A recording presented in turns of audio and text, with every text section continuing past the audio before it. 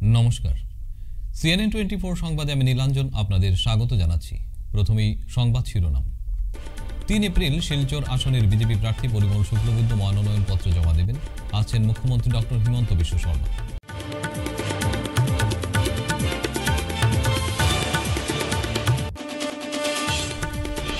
করিমগঞ্জে বিজেপির বৃহৎ সমাবেশে কৃপানাথ মনোনয়নপত্র দাখিল করবেন, থাকবেন মুখ্যমন্ত্রীও।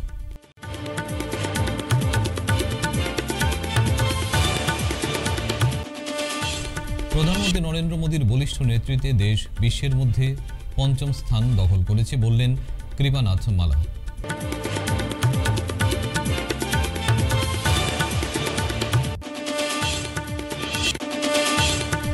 আগামী 6 এপ্রিল মধু কৃষ্ণা ত্রয়োদশী উপলক্ষে বারুণী স্নান অনুষ্ঠিত হবে, জানালেন কর্তৃপক্ষ।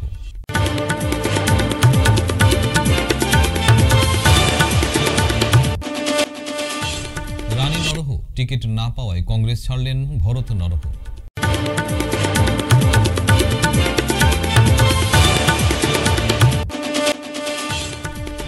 এবারে সংবাদ বিস্তারিত। দলীয় নির্দেশ মেনে আগামী 3 এপ্রিল শিলচর লোকসভা আসনে মনোনয়নপত্র জমা দেবেন মন্ত্রী তথা শিলচরের বিজেপি প্রার্থী পরিমল শুক্লবৈদ্য। মনোনয়নপত্র জমা দেওয়ার সময় মুখ্যমন্ত্রী ডক্টর হিমন্ত বিশ্ব শর্মা উপস্থিত থাকবেন। সোমবার সাংবাদিকদের মুখোমুখি হয়ে একথা জানান বিজেপি প্রার্থী পরিমল শুক্লবৈদ্য। আমাদের দেখুন, দলীয় সাংগঠনিক কাজ আমাদের বছরের প্রতিদিন চলে। দল আমাকে প্রার্থী করেছেন, সেই হিসেবে দলীয় আদেশ মেনে আমাদের প্রায় 1551টা বুথ আছে, শক্তি কেন্দ্র আছে প্রায় 400। সেই হিসেবে আমরা শক্তি কেন্দ্র ভিত্তিক বা জিপি ভিত্তিক আমরা যাচ্ছি। আমাদের দলীয় কর্মী সঙ্গে সমর্থকদের সঙ্গে আলোচনা করছি। আজকের দিনে ভালো লাগছে যে আমরা নমিনেশন দেওয়ার আগে সবার কাছ থেকে অনুমতি নিয়ে 26 এপ্রিল যে নির্বাচন হবে তার আশীর্বাদ প্রার্থনা করছি। নমিনেশন কি কয় তারিখ? নমিনেশন দল সময় নির্ধারণ করেছেন, সম্ভবত 3 তারিখ আমরা দেব। আমাদের মাননীয় মুখ্যমন্ত্রী ডক্টর হিমন্ত বিশ্ব শর্মা মহোদয়ের উপস্থিতিতে তিনিও আসবেন। আমরা বুথ পর্যায় থেকে হয়তো বেশি আমাদের যাওয়া সম্ভব নয়, কিন্তু বুথের প্রেসিডেন্ট অন্তত যাবেন। সব যত বুথ আছে আমাদের 1551টা বুথ থেকে বুথের প্রতিনিধি হিসেবে উপস্থিত থাকবে, কারণ নির্বাচন যুদ্ধ বুথ থেকেই আরম্ভ হয়। ওইখান থেকে তাদের সহযোগিতা, তাদের সাহায্য, তাদের আশীর্বাদ নিয়ে নমিনেশন সম্ভব। এখন পর্যন্ত কতটা বুথে মিটিং? আমাদের এখানে 30টা মণ্ডল আছে সাংগঠনিকভাবে শিলচর লোকসভায়। 30টা মণ্ডলে যাওয়া হয়েছে, সবার আশীর্বাদ নিয়েছি। আর সঙ্গে সঙ্গে নমিনেশনের আগে প্রায় ঠিক সংখ্যা আপনাদেরকে বলতে পারবো না, আমাদের প্রতিদিন কাজ চলছে। আমরা প্রায় 75% বুথের যারা কর্মীরা আছেন তাদের সঙ্গে সাক্ষাৎ করতে সক্ষম। আজকে আপনার কোন কোন জায়গায় নির্বাচনী প্রচার? আজকে আমাদের শ্রীকুনা মণ্ডল বুথকে নিয়ে আমাদের শক্তি কেন্দ্র হিসাবে আমরা 7টা সভা আছে। গতকাল এরকম আমাদের উদাহরণে 12টা সভা ছিল, তার আগের দিন 16টা সভা ছিল চাতলা মণ্ডলে। ঠিক এমনি করে আমরা এক পদ্ধতি, আমাদের দলীয় সাংগঠনিক যে স্থিতি বা পদ্ধতি, এই পদ্ধতির মাধ্যমে আমরা সবার আশীর্বাদ নিচ্ছি। আর যখন কিছু থাকে না তখন অনেকে অনেক কথাই বলে, কাজেই এই ব্যাপারে আমার কোনো বক্তব্য নেই। ব্যস্ততার শেষ নেই করিমগঞ্জ জেলা বিজেপি নেতা, কর্মী ও সমর্থকদের, কেননা দলীয় আহত বৃহৎ কর্মী সমাবেশের আয়োজন। সমাবেশে বিশেষভাবে উপস্থিত থাকছেন রাজ্যের মুখ্যমন্ত্রী ডক্টর হিমন্ত বিশ্ব শর্মা। সোমবার এরই পরিপ্রেক্ষিতে করিমগঞ্জ জেলা বিজেপি এক সাংবাদিক সম্মেলন ডেকে কর্মী সমাবেশের কর্মসূচি তুলে ধরেন। জেলা বিজেপি সভাপতি সুব্রত ভট্টাচার্য বলেন, আগামী 3 এপ্রিল করিমগঞ্জ লোকসভা আসনের বিজেপি প্রার্থী কৃপানাথ মালাহ বৃহৎ শোভাযাত্রার মাধ্যমে মনোনয়নপত্র দাখিল করবেন। সম্পন্ন হয়েছে, এখানে সিদ্ধান্ত গ্রহণ করা হয়েছে আগামী 3 তারিখ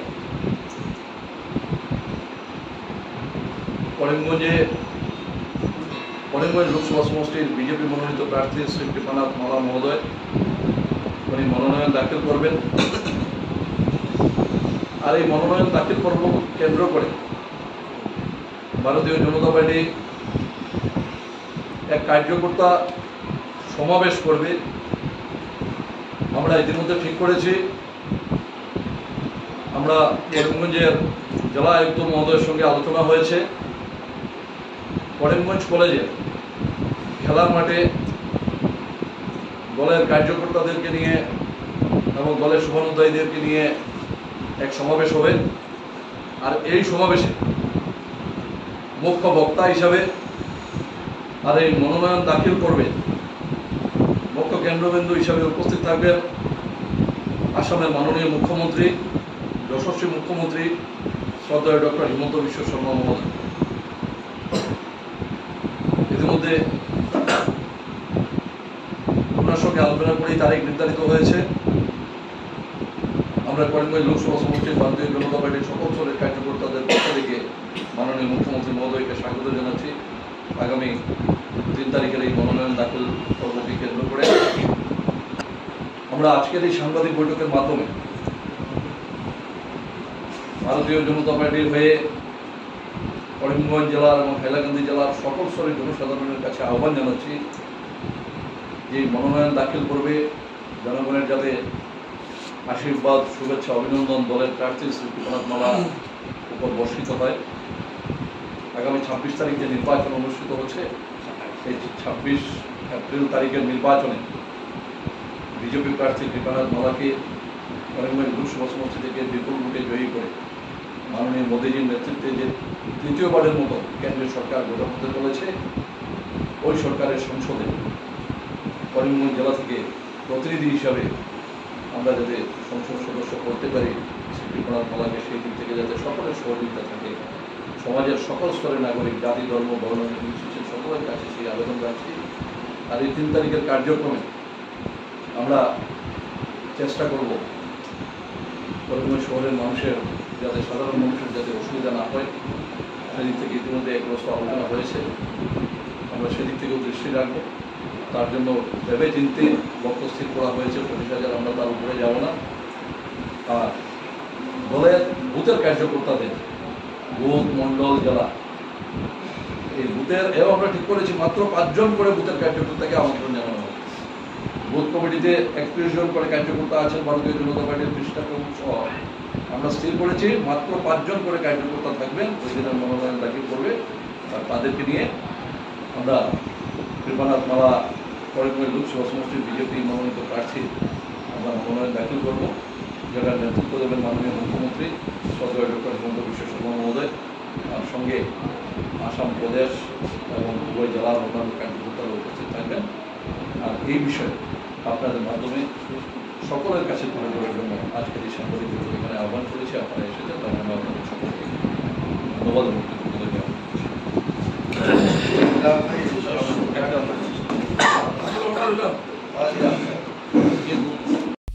প্রধানমন্ত্রী নরেন্দ্র মোদীর বলিষ্ঠ নেতৃত্বের ফলে ভারত আজ বিশ্বের মধ্যে 5ম স্থান দখল করেছে। আগামী দিনে ভারত যাতে আরও এগিয়ে যেতে পারে, তার জন্য দেশের সাধারণ নির্বাচনের মধ্য দিয়ে মোদীজির হাতকে আরও মজবুত করতে হবে। রবিবার দুপুরে কাটলিছড়া নজরুল ভবনে কাটলিছড়া মণ্ডল ও দক্ষিণ হাইলাকান্দি মণ্ডলের যৌথ কর্মকর্তা সম্মেলনে এসে এমন মন্তব্য করেন করিমগঞ্জের বিজেপি মনোনীত প্রার্থী কৃপানাথ মালা। আপনারা বুঝেছেন এখন ভারতীয় জনতা পার্টিকে আমরা কিভাবে ওয়ার্ক করতে হবে, বাকি সব আপনারা কার্যকর্তাই আছেন। আপনারা জানেন যে ভারত আজকে কোন জায়গায় আছে এবং আগে কোন জায়গায় ছিল। আমাদের ভারতবর্ষ আন্তরিক এগিয়ে গেছে। আপনারা টিভিতেও দেখেন, নিউজে শোনেন, আর্থিক দিকে আমাদের ভারতবর্ষ আজকে বিশ্বের মধ্যে 5 নম্বর স্থানে আছে, যেটা আমাদের গর্ব। কিভাবে সেটা হয়েছে? একমাত্র আমাদের প্রধানমন্ত্রী নরেন্দ্র মোদীর অ্যাক্টিভনেস এবং কিভাবে সুন্দরভাবে কাজ করে যাচ্ছেন উইদাউট করাপশন, কোনো করাপশন নেই। এর জন্য আজকে তো ডেভেলপমেন্ট হচ্ছে। আমাদের অঞ্চলে অনেক ডেভেলপমেন্ট হয়েছে, ইন্ডিভিজুয়াল ডেভেলপমেন্ট হয়েছে এবং সামূহিক ডেভেলপমেন্ট হয়েছে। সাময়িক বলতে আপনার রাস্তাঘাট সব পেয়েছে, ইন্ডিভিজুয়াল তো অনেক আছে। যার ঘর ছিল না পাকা ঘর পেয়েছেন, সঙ্গে ল্যাট্রিন পেয়েছেন, ইলেকট্রিসিটি পেয়েছেন, এখন জল জীবন থেকে জলও দেওয়া হচ্ছে এবং চাউল আপনারা অনেক দিন থেকে ফিরিয়ে পাচ্ছেন, করোনার সময় থেকে আরম্ভ করে আজ পর্যন্ত। আগামী 5 বছর পাবেন, প্রধানমন্ত্রী অলরেডি ডিক্লেয়ার করে দিয়েছেন। বিশেষ করে আমাদের এমপি, অনেক মানুষের খোঁজে যে এমপি ফান্ড থেকে কিছু করার জন্য, সেটা আমি বলি এমপি ফান্ড মাত্র বছরে থাকে 5 কোটি টাকা।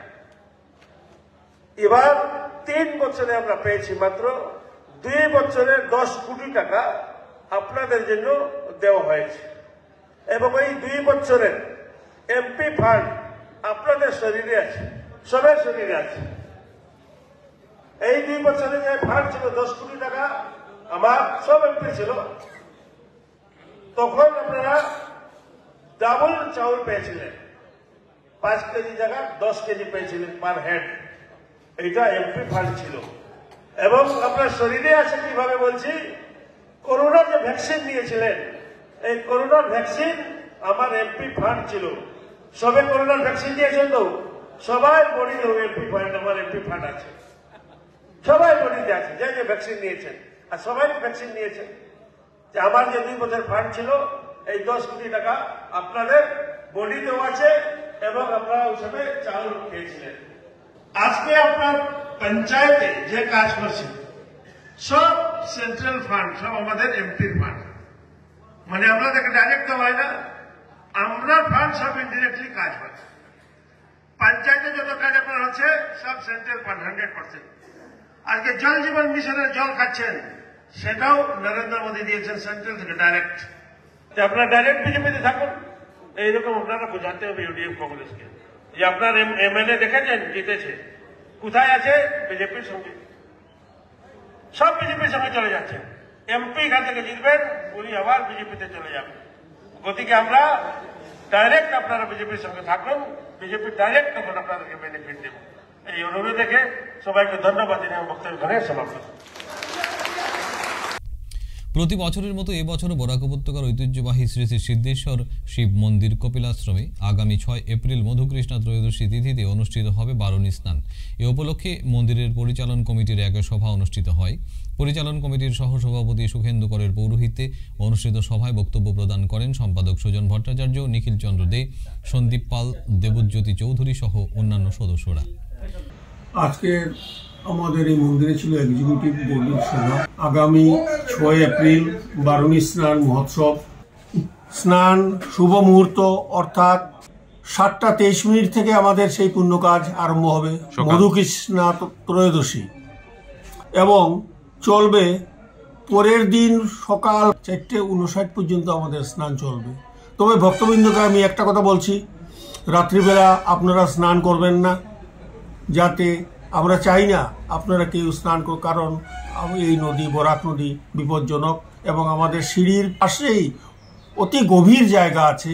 আমরা রশি ইত্যাদি দিয়ে আপনাদেরকে সতর্ক করার ব্যবস্থা করব, তারপর মার্কিং করা থাকবে, সেই গণ্ডি যাতে আপনারা কেউ অতিক্রম করবেন না। ধর্ম আর কাজ পুণ্যতিথি, গতিকে কেউ স্নান করলে তো আমি জুড়ে বলে আর বলতে আটকাতে পারবো না, কিন্তু আমাদের মন্দির কর্তৃপক্ষের কাছ থেকে এই আবেদন থাকলো রাত্রিকালীন আপনারা নদীতে নামা বা স্নান করা ইত্যাদি বর্জন করবেন, কারণ আমাদের সময় অনেক, সম্পূর্ণ দিন আমাদের সময় আছে, সারাদিন সকাল থেকে সন্ধ্যে পর্যন্ত। গতিকে এইটুক সময়ের মধ্যেই আপনার স্নানাকার্য, যার যে তর্পণ, শ্রাদ্ধ ইত্যাদি বিভিন্ন কাজ ক্রিয়াকর্ম ইত্যাদি হবে, ধর্মীয় ক্রিয়াকর্ম আমরা এই মন্দিরে করব। গতিকে আপনার দিনের বেলাতেই সেই সব ক্রিয়াকর্ম করার জন্য ব্যবস্থা নেবেন। কংগ্রেস ছাড়লেন ভারত নরহ।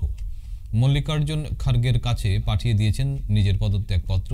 স্ত্রী রানী নরহ লোকসভায় লক্ষ্মীপুর থেকে মনোনয়নপত্র না পাওয়ায় রবিবার কংগ্রেস মিডিয়া সেল থেকে পদত্যাগ করেন ভরত নরহ। ভরতচন্দ্র নরহ পিপিসিসির মিডিয়া সেলের চেয়ারম্যান ছিলেন। তিনি ভারতীয় জাতীয় কংগ্রেসের প্রাথমিক সদস্য থেকেও পদত্যাগ করেছেন। দোল পূর্ণিমাকে কেন্দ্র করে ধর্মীয় উদ্দীপনার আবেগে ভাসছে শহর শিলচর। প্রতিটি মঠ, মন্দিরে এবং আখড়ায় অনুষ্ঠিত হচ্ছে নাম কীর্তন। পিছিয়ে নেই সামাজিক সাংস্কৃতিক সংগঠনগুলো। বসন্তের রঙে রাঙিয়ে দিতে আয়োজিত হচ্ছে স্থানে স্থানে বসন্ত উৎসব। রবিবার বেশ কয়েকটি সংগঠন শিলচর শহরে আয়োজন করেছে বসন্ত উৎসবের। সোমবারও দেখা গেল একই চিত্র। তবে স্থানীয় মঠ মন্দিরগুলোতে দোল পূর্ণিমার নির্ঘণ্টকে সামনে রেখে আয়োজিত হয় নাম কীর্তনের।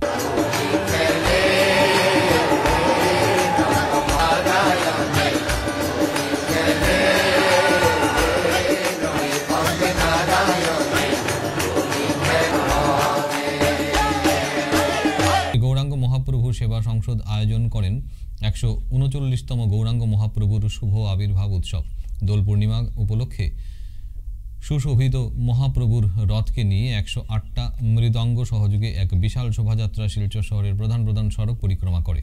আয়োজিত হচ্ছে 40 প্রহর হরিনাম সংকীর্তন।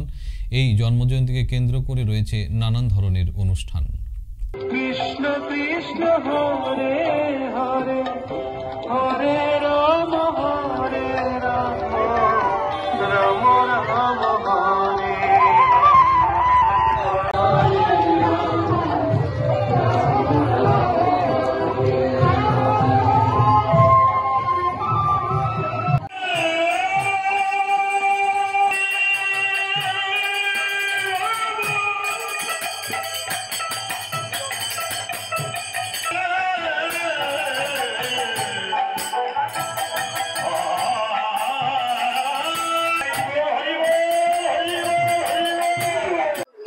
প্রতি বছরের ন্যায় এবারও আমাদের 539তম শ্রী গৌরাঙ্গ মহাপ্রভুর আবির্ভাব উৎসব শুরু হয়েছে। গত 21 মার্চ থেকে 27 মার্চ পর্যন্ত আমাদের উৎসব চলবে। এবারে উৎসবে আমাদের বিশেষ আকর্ষণ ছিল আর্ট কম্পিটিশন। আর্ট কম্পিটিশনের পরে আমাদের কুইজ প্রতিযোগিতা হয়েছে।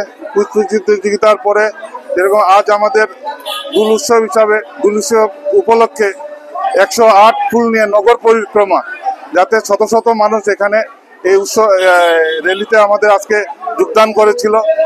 আজ বিকেল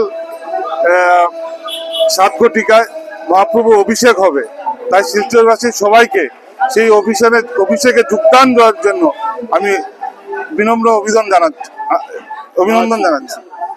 আর আমাদের প্রতিদিন এই উৎসবের প্রথম দিন থেকে শুরু হয়ে লাস্ট অবধি আমাদের প্রায় 3 থেকে 4 হাজার মানুষের অন্নপ্রসাদ বিতরণ হয়।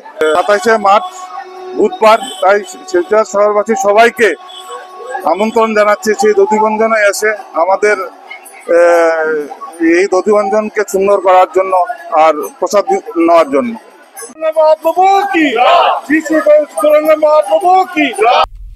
ফিরছি একটা বিরতির পর, আপনারা সবাই সঙ্গে থাকুন। শিলচরবাসীদের জন্য সুখবর, এসে গেছে ভিভা ফুড কোর্ট। শিলচরের এই মুহূর্তের অন্যতম আকর্ষণ, যেখানে একই ছাদের তলায় আপনি পেয়ে যাবেন বিভিন্ন ধরনের মিষ্টি, রকমারি স্ন্যাক্স, থাকছে রুফটপ ক্যাফে।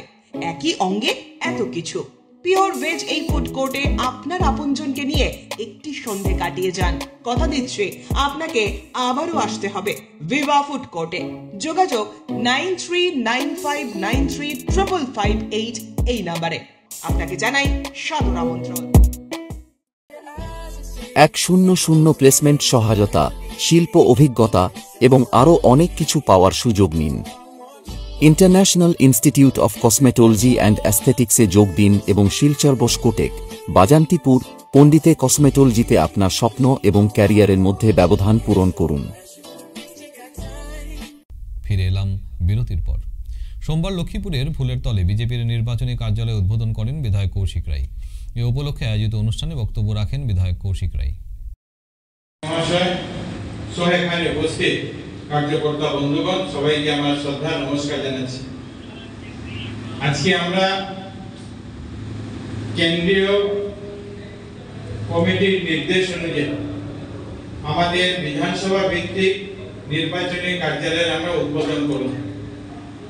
এই কার্যালয় থেকে আমাদের বিধানসভার যে এই লোকসভা নির্বাচনকে সামনে রেখে বিধানসভা নির্বাচনে যতগুলি গুরুত্বপূর্ণ কাজ, যতগুলি নির্বাচন পরিচালনার কাজ এই কার্যালয়ের মাধ্যমে আমরা করব।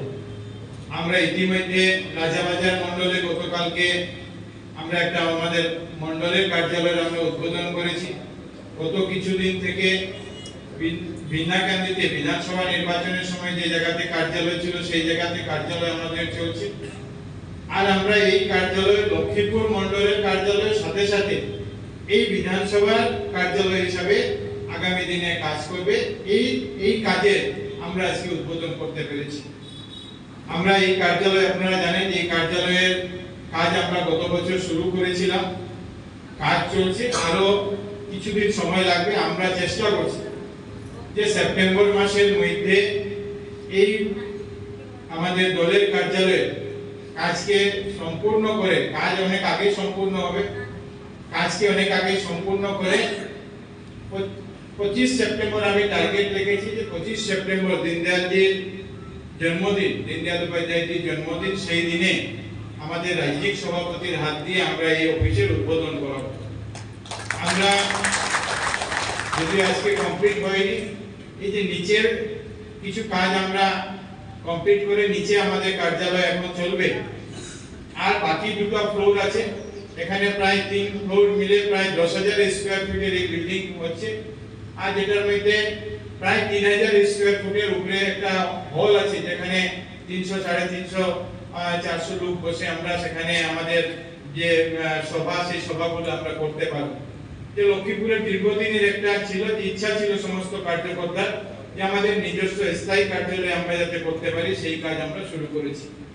এটা লক্ষ্মীপুরের ভবিষ্যতে এটা বিধানসভার কার্যালয়ের সাথে সাথে লক্ষ্মীপুর মণ্ডলের কার্যালয় হিসাবে আমরা এখান থেকে আমাদের কার্য, যে কাজগুলো আমরা সাংগঠনিক কাজ, নির্বাচনী কাজ, সব কাজ এখান থেকে আমরা পরিচালনা করব। বিন্নাকান্দিতে আমরা আমাদের কার্যালয়ের কাজ চলছে।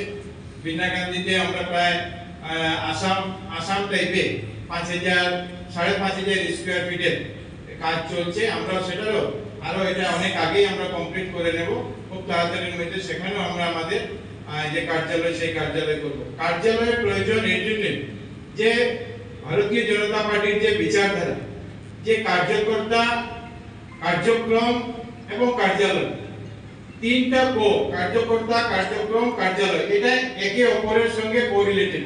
এই জন্য এই তিনটা, আমাদের কাছে কার্যকর্তা আছে, আমাদের কাছে কার্যক্রম আছে, কিন্তু আমাদের কাছে স্থায়ী কার্যালয় ছিল না। এই জন্য এই তিনটা সমন্বয়ে আগামী দিনে যাতে আমরা ভারতীয় জনতা পার্টিকে আরো মজবুত করতে পারি, সেই লক্ষ্য নিয়ে যাতে আমরা সবাই কাজ করি। আমি আজকের দিনে এখানে আমরা যেদিন আমাদের আনুষ্ঠানিকভাবে উদ্বোধন করব, সেদিনে আমরা বিস্তারিতভাবে আলোচনা করব। তথাপি আপনাদের জানার জন্য আমি বলছি যে আমরা ধন্যবাদ জানাই আমাদের ট্রেজারার, আমাদের এখানকার আমাদের দলের কার্যকর্তা বীরমণি দাকে ও বীরমণি সিং মহাশয়কে, যিনি একদম স্বল্প দামে এই জমি আমাদেরকে দিয়ে আমাদের এই কার্যালয় ভবনটা নির্মাণের জন্য আমাদেরকে সাহায্য সহযোগিতা করেছে। আর পার্টির নিয়ম অনুযায়ী যে এই কার্যালয় ভারতীয় জনতা পার্টি আসাম প্রদেশের নামে আমরা যে রেজিস্ট্রেশন করেছি, কোনো এনজিওর নামে নয়, কোনো অন্য সংগঠন নামে নয়, কোনো এমএলএ নামে নয়, যে এমএলএ আজকে কালকে গন্ডগোল হলে যাতে কার্যালয়টা না যায়, কার্যালয়টা যাতে শুরু হয়েছে বিজেপির জন্য এবং শেষ অবধি যাতে এটা ভারতীয় জনতা পার্টি কার্যালয় হিসেবে থাকে, এই জন্য আসাম প্রদেশ ভারতীয় জনতা পার্টির নামে এই কার্যালয় আমরা রেজিস্ট্রেশন করেছি।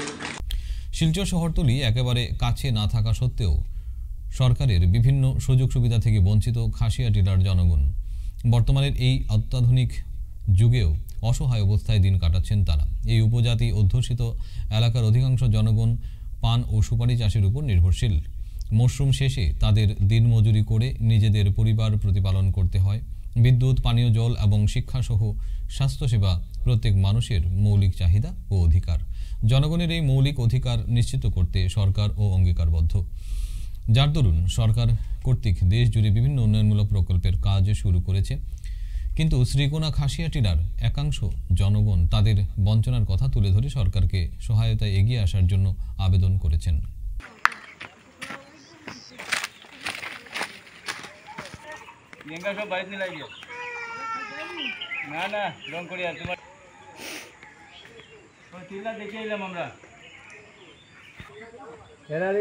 রাস্তা সমাধান নাই না। লাগে ভোট না দিলে তো হইতো না, ভোট দেওয়ান লাগে।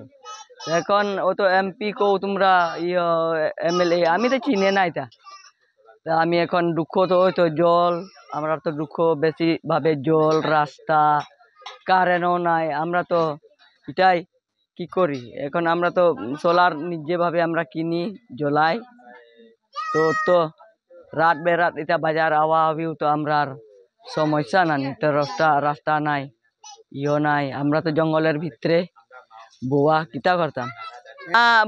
ভোট লেগে তো সবে আয়, আগে তো লীলিমা দাসও উঠছিল এখানে, উঠিয়া তো ভোট নিল, কইলো আচ্ছা বই আমি জানি তোমরা লিগি আজকে তো তোমরা খুব গরিব একটা লোক বইতে আসো জঙ্গলে, আচ্ছা আমরা দিব না তোমরা লিগি কারেন্ট দিব না তোমরা লিগি জল টল তো আমরা বানাই দিব।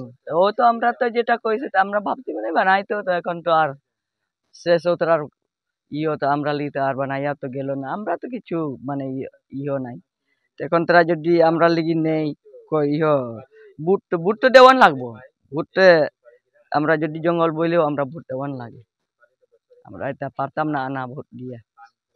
আবেদন করলেও তো দিলে তো লইমু, না দিলে তো কিতা করতাম, তারা লগে কিতা আমরা দরবার করতে পারতাম না। তো অনেক অনেক সমস্যা আছে আমরা কোনো মানে ওই তো আমরা জলের প্রবলেম, আর জলের মাঝেও আমরা আনতে গেলে ও নিচে 4 কিলোমিটার যাইতে লাগে।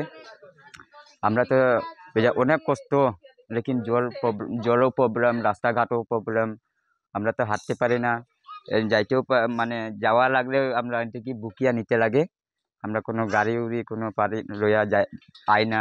এখন তো যাইতে লাগে, এখন থেকে নামতে আর 4 কিলোমিটার নিচে রাস্তা আছে, ওন থেকে আমরা 4 কিলোমিটার যদি রাস্তা আছে ওইটার লাগে আমরা তো ওন থেকে বুকিয়া নেই, ওইটার জন্যই আমরা প্রবলেম, মানে আপনার ঘরও পাই না, ওইটার জন্যই আমরা প্রবলেম। আর জলটা আসলটা জলটা মেইন, জলটা তো পাওয়া যায় না। কারেন্ট তো ওই তো বুট পাইবার সময় ওই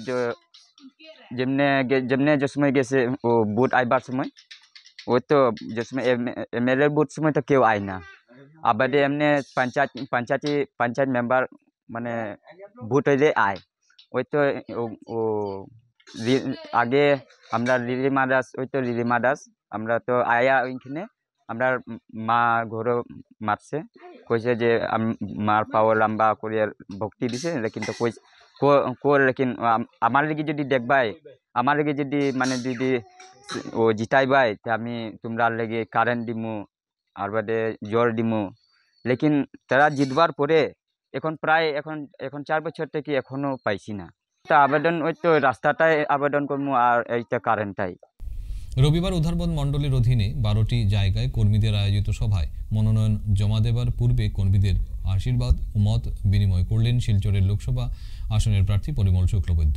লার্সিং নাচঘরে দলীয় কর্মীদের আশীর্বাদ চাইতে এসে কর্মীদের আয়োজিত সভায় শিলচর লোকসভার প্রার্থী মন্ত্রী পরিমল শুক্লবৈদ্যকে লার্সিং বাগানের মহিলা কর্মীরা জয় বাদ্য সহ বন্দে মাতরম তুমুল হর্ষধ্বনিতে মন্ত্রীর কপালে চন্দনের ফোঁটা পরিয়ে ও ফুল ছিটিয়ে তাকে স্বাগত জানিয়ে আসেন নাচঘরে। এদিকে তার বক্তব্যের পূর্বে বক্তব্য রাখেন উধারবন্দের ইনচার্জ নীলাভ মজুমদার, মৃদুল মজুমদার ও বিধায়ক মিহির কান্তি সোম। শ্রীযুক্ত পরিমল শুক্লবৈদ্য মহাশয়ের জিপি হিসাবে ভোটের কার্যকর্তাদেরকে আপনি যদি একটু 1 ঘন্টার জন্য অন্তত সময় নিয়ে আপনি তাদেরকে ডাকতে পারেন তো আমি বড় উপকৃত হব। তার মূল কারণ যে লোকসভার নির্বাচন এসছে আপনারা জানেন, আর এই লোকসভা নির্বাচনে দলের নেতারা আমাকে আদেশ দিয়েছেন এই নির্বাচনে প্রার্থী হিসেবে প্রতিদ্বন্দ্বিতা করার জন্য। দল আমরা জীবনের আরম্ভণিক থেকেই করে যাচ্ছি, আপনারাও করছেন। ওই শেষ প্রান্তে যে ভাইটা দাঁড়িয়ে আছে ওই ভাই যে জন্যে দল করে, আমিও একই কারণে দল করি। দলের একমাত্র উদ্দেশ্য মা ভারতীকে সমৃদ্ধ করা। এই ক্ষেত্রে আপনার এবং আমার, আপনাদের এবং আমার উদ্দেশ্যের মধ্যে কোনো না কোনো জায়গায় এক সূত্র আছে, আর এই সূত্র ধরে দল কখনো বা বলে তুমি সাংগঠনিকভাবে এই কাজ করো, কখনো বা বলে নির্বাচন আসলে যে তুমি দলের হয়ে প্রতিদ্বন্দ্বিতা করো। যার জন্যে দলের আদেশ আমাদের মানতে হয়। প্রতি বছরের মতো এবারও বেঙ্গলি ফরওয়ার্ড ক্লাব বসন্ত উৎসব আয়োজন করেছে। সোমবার বেঙ্গলি ফরওয়ার্ড ক্লাবের উদ্যোগে অম্বিকেশ্বর শিব মন্দির প্রাঙ্গণে দোল পূর্ণিমার পূর্ণ লগ্নে বসন্তের রঙে রাঙাও শীর্ষক বসন্ত উৎসব অনুষ্ঠিত হয়েছে। নতুন প্রজন্মের কাছে ঋতুভিত্তিক উৎসব ছড়িয়ে দিতে বেঙ্গলি ফরওয়ার্ড ক্লাব প্রতি বছরই এই উৎসবের আয়োজন করে আসছে। এদিন বসন্তের রঙে রাঙাও উৎসবে মোট 47 জন কচিকাঁচা শিশু শিল্পীরা অংশগ্রহণ করে, এর মধ্যে একজন ছিল বিশেষভাবে সক্ষম।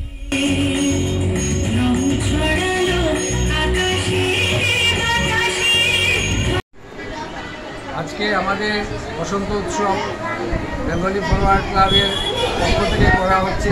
প্রত্যেক বছর এই আজকের দিনে বসন্ত উৎসব করা হয় এবং এটা হচ্ছে মানে শ্রীকৃষ্ণের লীলা কীর্তন হয়। তো বসন্ত মানে সবেরই তখন মনটা একটু ফুরফুরে থাকে। হ্যাঁ, তো আমরা আমাদের বেঙ্গলি ফরওয়ার্ড ক্লাবের ছোট্ট ছোট্ট পরিবারের ছোটো ছোটো বাচ্চাদেরকে নিয়ে উৎসব করছি। প্রত্যেক বছর আমরা এইভাবে উৎসব করে থাকি। দোল উৎসব এবং হোলির আন্তরিক প্রীতি ও শুভেচ্ছা জানাই। তার সঙ্গে জানাই আমাদের প্রতি বছর মতো এবারও আমরা আমাদের দোল উৎসবের আয়োজন করেছি। এদক অঞ্চলের কচিকাঁচারা সবাই মিলে আজকে আপনারা দেখতে পাচ্ছেন, আমরা আনন্দ উপভোগ করছি। সবাই এত সুন্দর পরিবেশন করছে, নৃত্য, গান, আবৃত্তি। তো আমরা সবাই মিলে এনজয় করছি, সবাই আনন্দ করছি এবং আপনাদের মাধ্যমে সমস্ত বরাকবাসীকে আমরা দোল এবং হোলির অনেক অনেক শুভেচ্ছা এবং অভিনন্দন জানাই। কাছাড় জেলার লক্ষ্মীপুর বিধানসভা কেন্দ্রের সোনাই সীমান্তবর্তী বোয়ালি ছেংজুর গ্রাম পঞ্চায়েত এলাকায় বড় এক অংশে নেই পানীয় জল এবং ন্যূনতম চলার মতো রাস্তা। অথচ দীর্ঘ কয়েক বছর থেকে এলাকাবাসী রাস্তা এবং পানীয় জলের দাবিতে বারবার আন্দোলন করছেন। শরণাপন্ন হয়েছেন পঞ্চায়েত স্তর থেকে সংসদ স্তর পর্যন্ত জনপ্রতিনিধির কাছেও, কিন্তু কোনো ফল হয়নি। লোকসভা নির্বাচন সমাগত, লোকসভা নির্বাচনে বঞ্চিত এই এলাকা বড় সিদ্ধান্ত নিতে পারেন।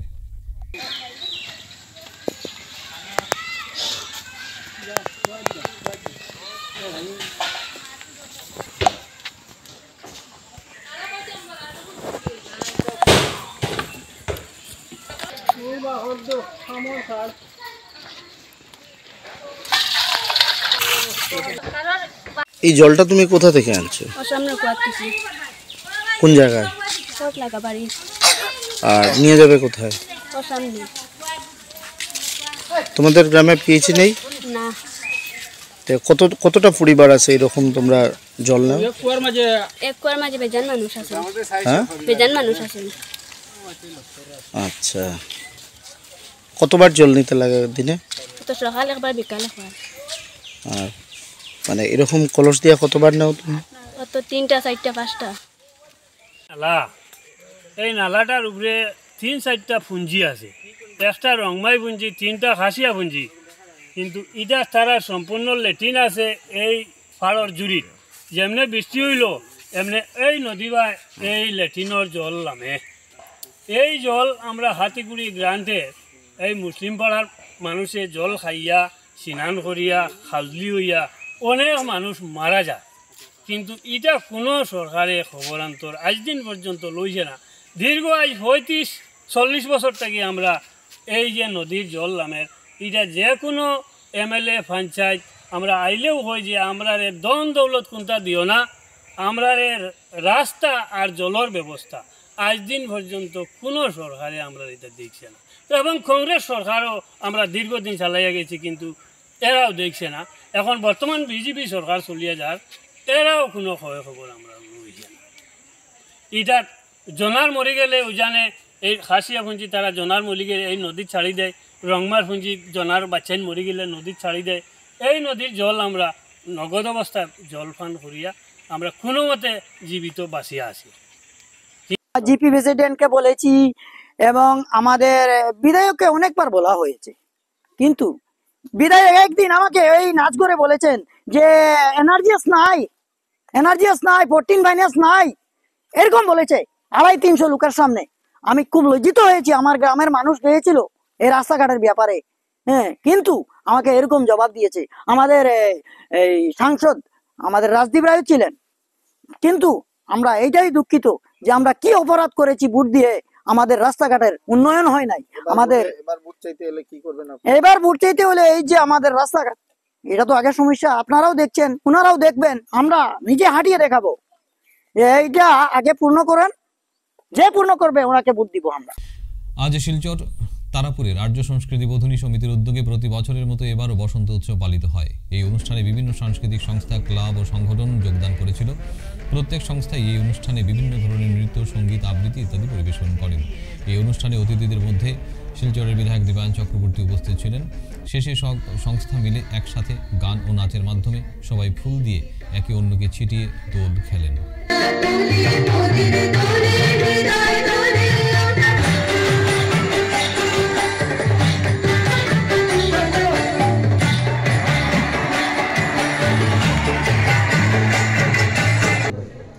যে তার নামের মধ্যে তার কাজ লুকিয়ে রয়েছে, তার নামের মধ্যেই তার পরিচয়।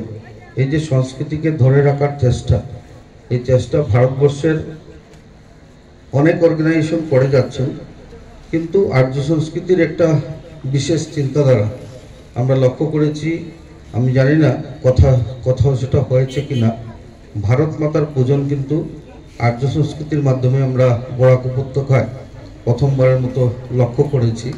আর তার থেকে সেটা আমরা বুঝতে পারি যে এই বোধিনী, এই সমিতি, আর্য সংস্কৃতি বোধিনী সমিতি ভারতবর্ষকে নিয়ে ওরা চিন্তা করছেন, ভারত মায়ের কথা চিন্তা করছেন। ভারতবর্ষে আমরা জানি যে আমরা আমাদের দেশকে মা বলে ডাকি, সম্বোধন করি। সেটা পৃথিবীর কোনো জায়গায় নেই যে কোনো রাষ্ট্রকে মা বলে সম্বোধন করা যায়। আর মাকে স্নেহ করা, মাকে লালন পালন করা, তার থেকেই আর্য সংস্কৃতির সৃষ্টি। আর এই সংস্কৃতিকে ধরে রাখার জন্য আমরা সৌভাগ্যবান যে ভারতবর্ষের যে সংস্কৃতি যেটা হারিয়ে গেছিল সেটা পুনরুদ্ধার করেছেন মূলত 2014 ইংরেজি থেকে সম্মানের প্রধানমন্ত্রী নরেন্দ্র মোদীজি। আর আজকের দিনে আমরা সেটা লক্ষ্য করেছি, ভারতবর্ষকে সম্মান শুধু পুনরুদ্ধার করা না, ভারতবর্ষ আজকে জগৎ সভায় শ্রেষ্ঠ আসন নেওয়ার জন্য প্রস্তুত রয়েছে। দোল পূর্ণিমা উপলক্ষে সোমবার তারাপুর মদনমোহন আখড়ায় আয়োজিত এক সভার মাধ্যমে জেলার বিভিন্ন বিদ্যালয়ে পড়াশোনার সামগ্রী তুলে দেওয়া হয়েছে। Chair, table, desk, bench, blackboard ও ছাতা সহ অন্যান্য সামগ্রী স্কুল কর্তৃপক্ষের হাতে তুলে দেন আয়োজকরা। সভায় বক্তব্য রাখতে গিয়ে ট্রাস্টের কর্মকর্তা জানান, মদনমোহন আখড়া একটি শতবর্ষ পুরাতন মন্দির। এখানে ধার্মিক অনুষ্ঠানের পাশাপাশি সামাজিক বিভিন্ন অনুষ্ঠানের আয়োজন করা হয়। এদিন ট্রাস্টের সভাপতি শিবব্রত দত্ত, সহ সভাপতি অজিত ভট্টাচার্য ও বেনুলাল বর্মন সহ অন্যান্যরা উপস্থিত ছিলেন।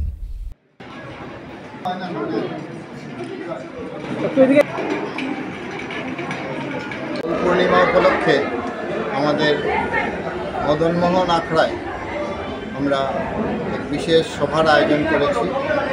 এই সভায় আমরা বিভিন্ন স্কুলের কর্তৃপক্ষের হাতে পঠন পাঠন সামগ্রী এবং কিছু ডেস্ক বেঞ্চ এগুলো তুলে দিয়েছি। আমরা 5টা হোয়াইট কাম গ্রিন বোর্ড দিয়েছি 294 শিলডুবি বিবেকানন্দ এলপি স্কুলকে। 5 জোড়া ডেস্ক বেঞ্চ দিয়েছি আমরা মাতৃপাড় এস.এ. লস্কর এমই স্কুলকে। 40টা আমব্রেলা ছাতা দিয়েছি 614 নম্বর নকশাঠাল এলপি স্কুলকে এবং 2 জোড়া table chair, wooden table chair Niranjan Pal ইনস্টিটিউটকে দিয়েছি। আমরা বহুদিন থেকেই মন্দিরের স্বাভাবিক পূজা পার্বণ ছাড়া আমরা বিভিন্ন সামাজিক কাজে নিজেকে জড়িয়ে রেখেছি। শিক্ষার প্রসারে আমরা কিছু কাজ করে যাচ্ছি এবং সেই প্রোগ্রামের অন্তর্গত আজকের এই ডেস্ক বেঞ্চ এবং পঠন পাঠন সামগ্রী বিতরণ। মনে করি যে সুস্থ সমাজ গঠনের জন্য শিক্ষাকে অগ্রাধিকার দিতে হয় এবং এই মন্দির কমিটি শিক্ষাকে বিশেষভাবে অগ্রাধিকার দিয়ে গ্রামাঞ্চলে এবং শহরের বিভিন্ন জায়গায় যেখানে পঠন পাঠন সামগ্রী বা স্কুলের বিল্ডিংয়ের প্রবলেম রয়েছে সেই সব জায়গায় আমরা যাই এবং আমাদের সাহায্যের হাত বাড়িয়ে দিই। আমরা বিভিন্ন স্কুলে মোটিভেশনাল স্পিচ দিয়ে থাকি যাতে ছেলেমেয়েরা উদ্বুদ্ধ হয়ে পড়াশোনার আলোকে আলোকিত হতে পারে এবং পড়াশোনাকে আমরা বিশেষ গুরুত্ব দিয়ে শিক্ষক শিক্ষিকা যারা রয়েছেন তাদেরও আমরা উদ্বুদ্ধ করার জন্য মন্দির প্রাঙ্গণে আজকে ডেকে এনেছিলাম এবং তাদের সঙ্গে আমাদের মত বিনিময় হয়েছে, আলোচনা হয়েছে। আমরা আশাবাদী আগামী দিনে আমরা এই প্রচেষ্টা চালিয়ে যেতে পারব। আজকের মতো সংবাদ এ পর্যন্তই। নমস্কার।